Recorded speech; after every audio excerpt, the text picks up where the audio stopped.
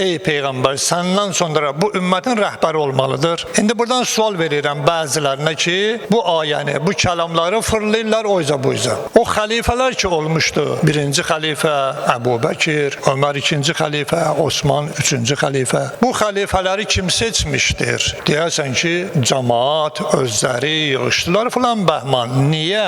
Bu İslam'a deyərsən ki, bir rəhbər lazımdır da. Allahın əuzubillah, mən o başa düşməsi üçün deyirəm. Allahın ya Peyğəmbərin onlar qədər düşüncəsi yox idi. Məsəl üçün Allah bilmirdi ki, bu milləti başsız qoymaq olmaz. Allah bilmirdi ki, bu milləti başsız qoyub getsən yaman günə qalacaq. Peyğəmbər əleyhissalam onlar qədər düşünmürdü ki, bu millətə bir başçı təyin eləsin. Heç bir şey eləmədi. Dünyasını dəyişdi. Bunlar da yığışlar özləri üçün bir xəlifə seçdi. Biri dedi mənim əmmim oğlu olsun, biri dedi mənim qəbiləm olsun. İxtilaflar başlansın, İslam aradan getsin. Peyğəmbər əleyhissalam bu hadisələri görmürdümü? Görürdü. Yaxşı da görübdü və təyin də elədi bugünkü gündə Qədirxumda ki, İslam başsız qala bilməz. İslam'a bir imam lazımdır. İmam olmasa İslam'ın heç bir şeyi elə bir ki olmayıbdır. Odur ki, Peyğəmbər əleyhissalam bir minbər düzəltdilər, çağırdılar, hamısını gəldi və insanlar 100 min, 120 min də yazırlar və ilaxirə. Həzrət Peyğəmbər əleyhissalam orada bir xütbə oxudu.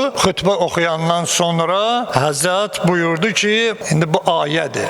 Ey insanlar, Həzrət o ayə ki var, ayədə Allah Teala buyurur ki, Peyğəmbər möminlərin özlərindən, necə deyirlər, özlərinə üstündür, fəzilət sahibidir. Hər kəs Peyğəmbər əleyhissalamı özündən fəzilətli bilməsə, özündən əziz bilməsə, o insan mömin ola bilməz. Peyğəmbər əleyhissalam da buyurur ki, ey insanlar, mən insanlara özlərindən, öz nəfslərindən üstün deyiləmmi?